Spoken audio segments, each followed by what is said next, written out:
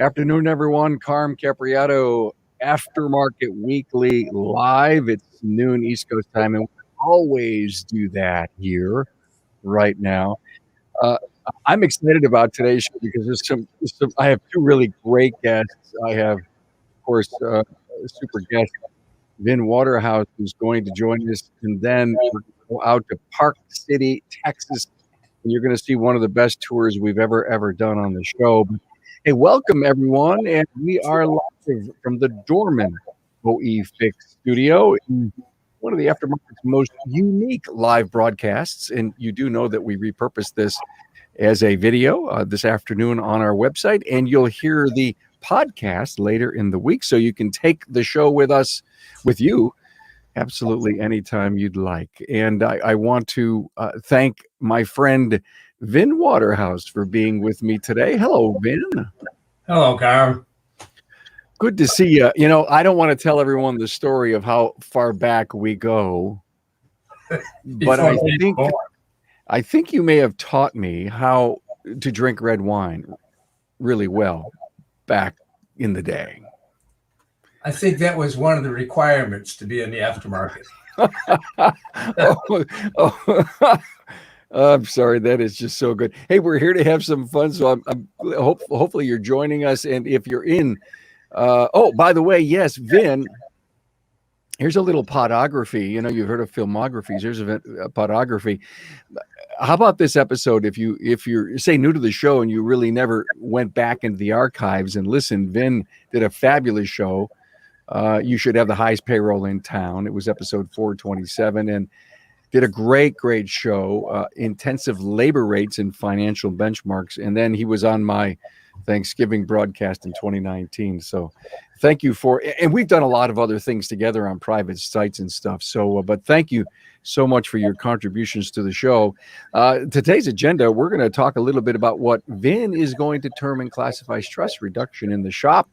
We're also going to have a great shop tour and do your fortune of the week and do some trivia and more.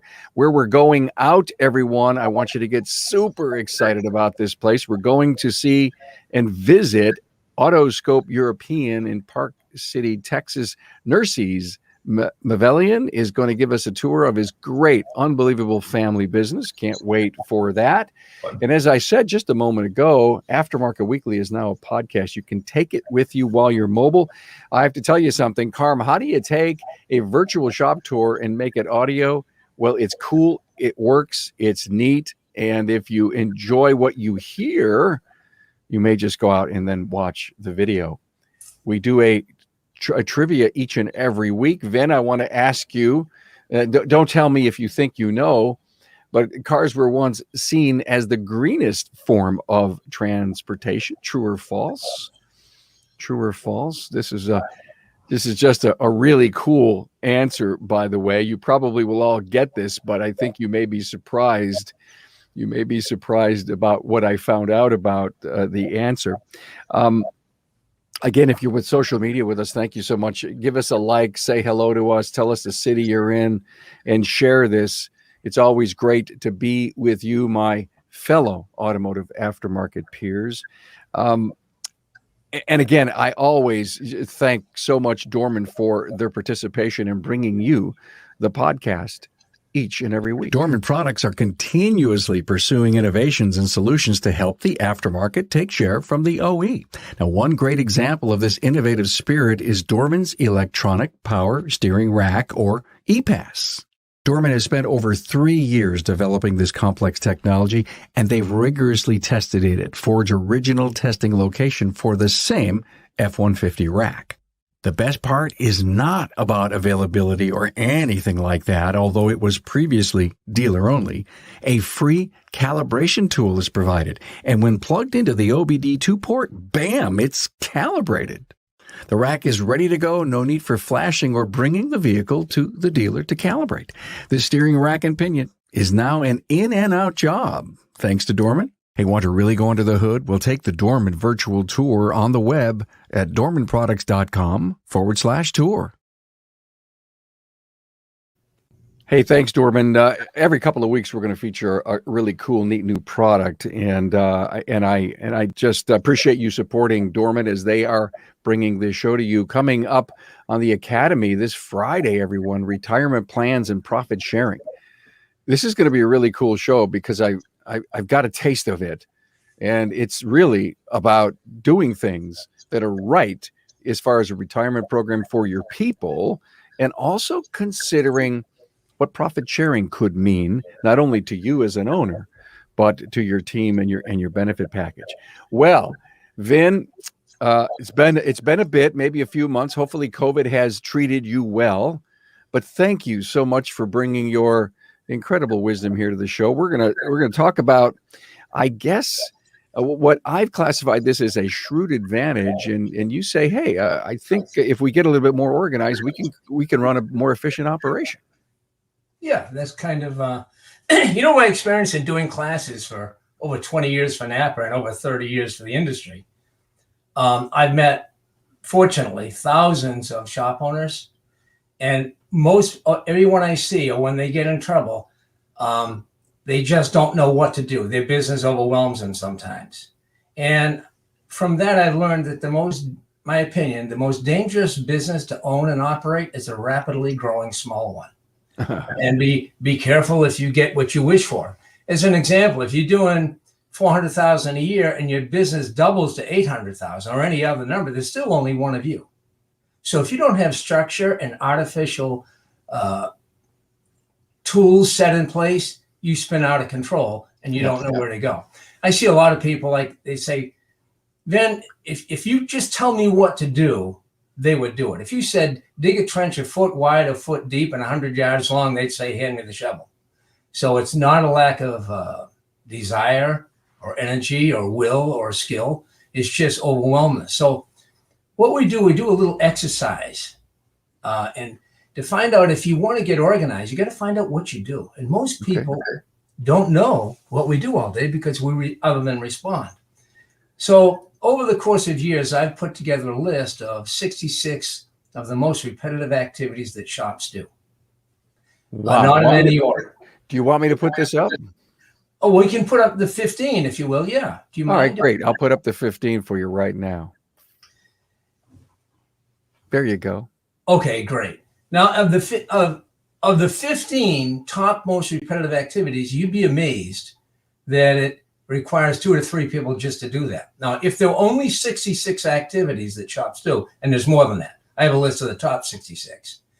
What we find is kind of like zero in and say, what is it that you do? So as an example, I did this with a group, and this was a group of small shops, under $1 million in sales. So we said, and not in any special order, I might want to add, and every shop would be a little bit different. In other words, if you're a tire shop, your 15 are going to be different than someone else's 15 who does mechanical, who does heavy duty, or what have you. But at any rate, so this group, we just said, how many test drives a week do you do? They said, well, 6 a day, 5 a week. How long does it take you to do a test drive? By the time you get the keys, take the vehicle on it, maybe a designated route, come back, how long? They said 12 minutes. So if you go 30 a week times 0.2 of an hour, that's 360 minutes times 4.3 weeks. You find out that you're spending 25.8 hours a month just doing test drives. For an example, let's get down to an oil change. Okay, if you're doing 20 a week, it takes you 0.6, that's 36 minutes, 720 minutes a week, or 12 hours a week times 4.3 weeks, you're looking at 86 hours. So what I try to do is say, let's find out what we do in terms of repetition and start there. It has nothing to do with profit or money or what you're going to bill or even skill at the moment. That's what Vin, these jobs are jobs that are required. That's part of what we do. And are we doing this just so that we can get a grip on the investment that we make of time in the business? Yes, exactly. An investment on your time. So let's say, for an example, if you're going to write a procedure or you want to save a step, let me back this up because as a lot of people know, I'm big into the labor factory. At $100 an hour, 3 minutes an hour, is over $3,000 a month at your standard labor rate. That's at only $100 an hour, let alone diagnostic or labor intensive rates. So if you're doing 20 oil changes a week times 0.6 of an hour, it tells you that you're doing, so many 36 minutes is 720 hours a week, and on and on and on. But you're doing 20 a week times 4.3 weeks. That's 86 times a month you're doing an oil change. So if you can work to streamline that area, if we could save one step out of an oil change, it's 86 steps a month. Then you find the next thing you may be doing, which is, I'm doing 80 a month. Save one step on that, you're going to save 80 steps a month. In other words, just having a target of where you're going to start, and I would get that list from, you can either get it from your work orders, you can get it, and very important, ask your technicians what they do. And once you get this list, you're going to be amazed to find that the top 15 most repetitive activities are about 80-85% of how your time is spent. And it builds in stress. So for an example, again, take every one of these items that you do 20 a week. You're doing 30 a week of test drives, 30 times 4.3. That's 129 a month. So if you could save a step out of a test drive, save a step out of oil changes, you'll get that return on time over and over and over and over. If you save a step on a set of struts and you only change one set a month, you could cut the time in half and you're not going to have any significant stress reduction. Yeah, but Vin, my argument to you is, hey, listen, we're surviving, we're doing well, we're making money. Why do I have to get into this detail? It's a great point. If you get into it, you will find out. A lot of the shops that have done it, they had no idea where they spent their time. Exactly. That's going to tell you where to put a laser focus. And then you're going to tie that into, once I know what consumes my time, in this chart, okay, the first 15 repetitive activities require 108.1 hour man hours, 108.1 man hours, right? That's 2.5 technicians. In other words, it's 442.9 hours a month. It's actually 2.7 technicians. So if you're a 3-tech shop and we've tied up 2.7 techs doing these things, or even a 4-tech shop, everything becomes chaotic because you get the other 50 or 60 things that you have to do. They get piled on top of this. So fix the most repetitive things first. Got it. But look at these are profit jobs that I'm doing. I get that. I got to do oil changes. We do tie rod ends. These are profit jobs. But I guess the exercise says to me, could we find ourselves an hour here and an hour there by streamlining what we do and how we do it? Because I guess the story is, at the end of the day, if you could find yourself another half hour or hour of time, you could sell that. Well, yeah, let's go 3 minutes an hour at $100 an hour is like $1,020 per month per technician if you never sold a part. So a 3-tech shop saving 3 minutes, that's over $3,000 a month. If you find out where your time is, if you're doing 86 oil changes a month and you can save 1 minute on an oil change, look how that comes down to reducing stress. So you have time to do the other work, let alone grow.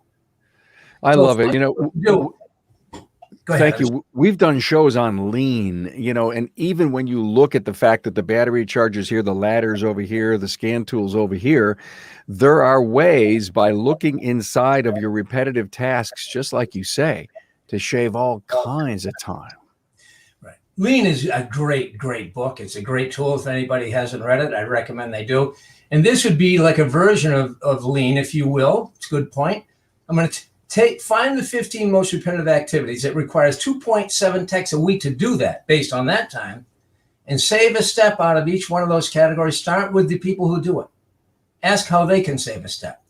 Then get your auto part supplier. If you're a Napa Auto Care Center, get your salesperson in there and sit down with them and say, these are the 15 most repetitive activities that I do. This is where almost all my time is spent. And any inventory that applies to that, whether it be nuts, bolts, washers, washer solvent, brake clean, any inventory, oil filters, whatever it is that's going to apply to that activity. Yeah. You tailor your inventory to that. So now you're going to save time on both ends. You're going to save time by having the inventory. You start streamlining what you do. You can video your work area. You can say, like in lean, what do I have in my work area that's not necessary, doesn't need to be there, and why is it there? And maybe what should be there. Yeah. If you're doing an oil change, 86 a week, that's pretty common, 30, 20 oil changes a week. So if you're doing 86 of those a month, wouldn't it make sense, if you could, to have the oil and filters where you change the oil? If you could, if your building will allow that. Or move where you change your oil to where the oil and filters are, so you're not walking across 2 or 3 bays. Those are the kinds of things that reduce your stress. Thanks, Vinny. Every single time I get a guest host on, the information, the depth of the 8-minute discussion that we've just had is so valuable, so important. I always ask the guest, would you come back and do it a little deeper? So maybe I just may be asking you to come on and take this to the next level. But thank you, Vin Waterhouse, the Waterhouse Group. Thanks for being here and providing us a little push to think about how much leaner we can get and how much more efficient we can get. Thanks, Vin. Appreciate that. One last thing, if anybody wants to email me, I'll send them that form. Oh yeah, great. Hey, give us your email. vinwaterhouse@gmail.com. Cool. Very good. Hey, it's time for your fortune, Vin. It's time for everyone's fortune who's watching. We're going to open this thing up and see if there's any great wise words of the week. And here it is, your fortune. A great pleasure in life is doing what others say you can't. A great pleasure in life is doing what others say you can't. Wow, I love that. Hey, this week, today, a brand new episode went out today from Carl Hutchinson. Discover the hard truths, fix your attitude.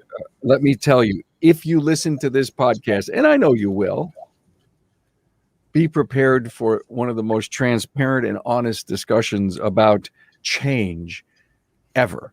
And I so enjoyed hanging out with Carl, and I respect what he told about himself in the early day and himself today about an attitude adjustment. Also, last Friday, Bob Greenwood was with me. How do I make my business better and more productive than it is today? Vin, no doubt you were talking about productivity right there.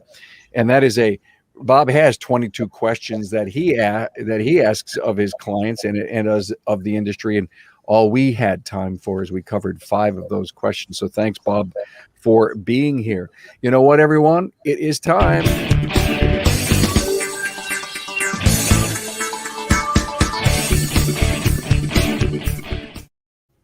Hey, everybody. Oh, my God. I'm with Nur Says Mavelian, Autoscope European, Park City, Texas. Hello, man.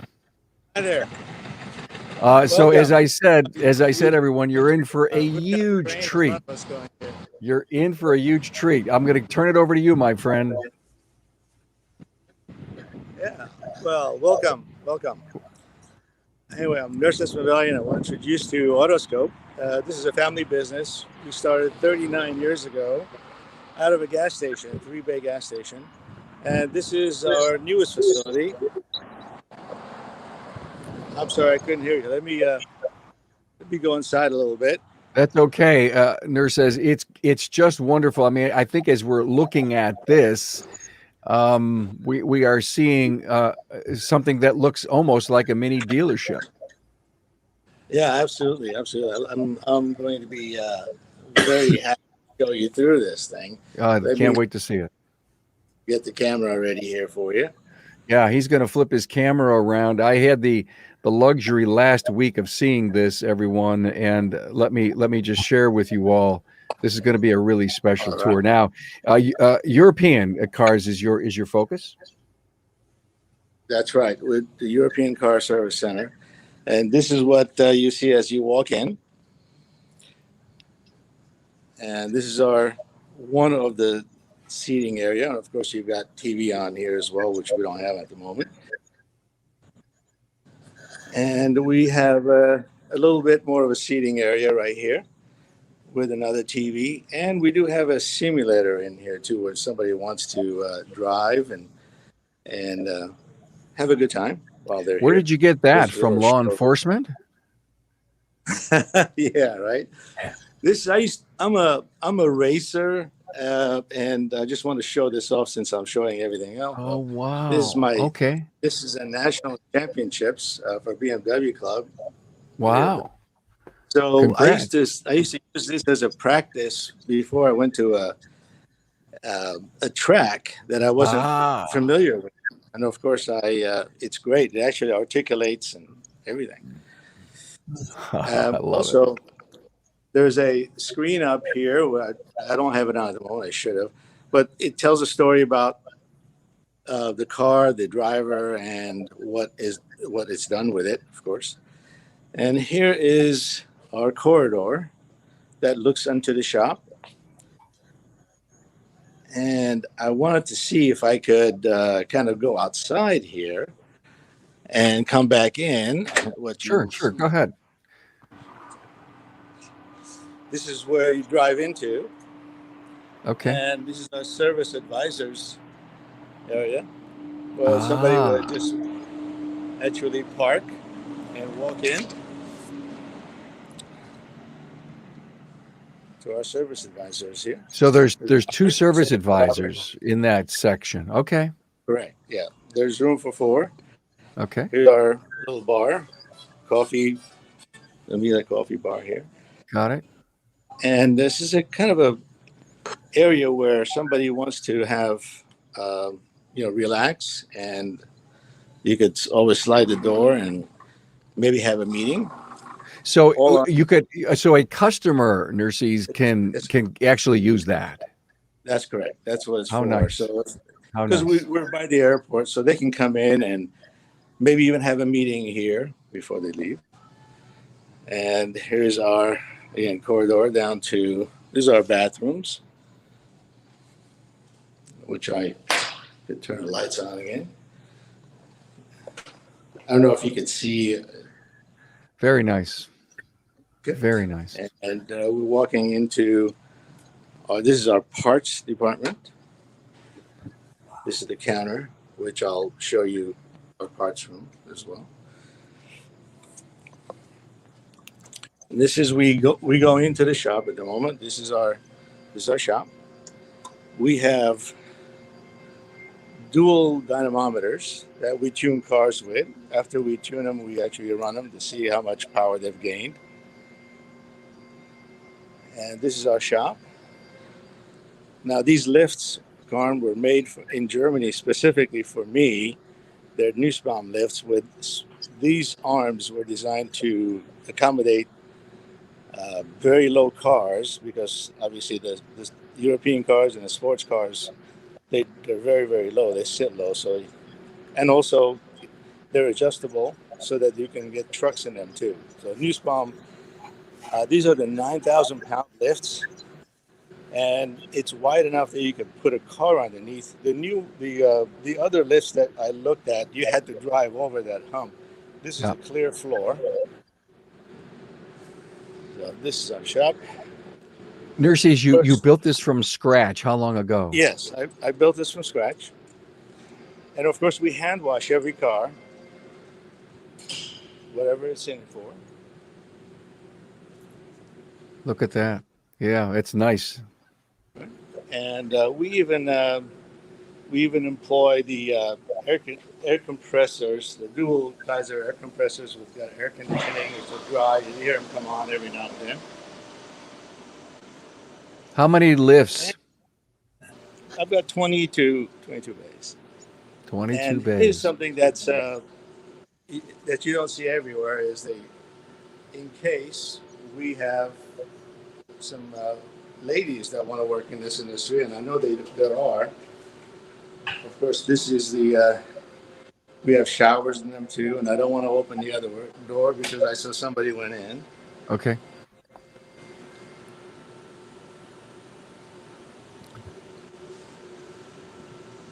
And of course, it's climate controlled.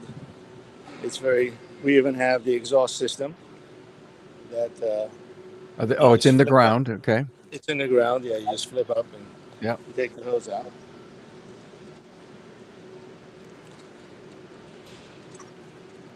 Now, where are you keeping all of the equipment? Is it up against the walls, or do you have a special room to put your scanners and your lube device, your There's two transmission different fluid? the two different. Oh yeah, I could walk back there, but there's a That's big. okay. No, okay, but Yeah, you do have a one at a special time. room for that. All Yeah, right, we do have okay, a special room okay. for it. Does every technician have a tablet, computer station? Yes, they have a computer station, every one of them. As a matter of fact, something that I started a long, long time ago is that everybody has the capabilities of writing their own tickets as well as sourcing their parts in the beginning. We do have somebody that looks at the parts, but in other words, I wanted them to pick the parts that they wanted, the quality of the parts they wanted, and you took out the middleman of getting you a part that you really didn't want. Yep. I kind of make a. I don't know about you, Vin, but how many places do you know have a dynamometer? Not many anymore. There was a big trend about 10 years ago. And of course, here's our parts department as well. Yep. A lot of the tools are in here too, Carm. Got it. Of course, our closet for the electronics. Yep. And we've got a couple of places for. There's Richard eating your lunch. Hi, Richard. And here is something that we have. It's our training room. Also, it doubles for our meeting room. Also, watching Super Bowls or whatever you want to watch. And it's a great room to watch the dynamometers run at the same time. I see. And the training as well. If you have a trainer that comes in that trains our technicians, instead of having everybody go someplace, we actually bring one person in and they teach everybody all at the same time. So everybody's on the same boat.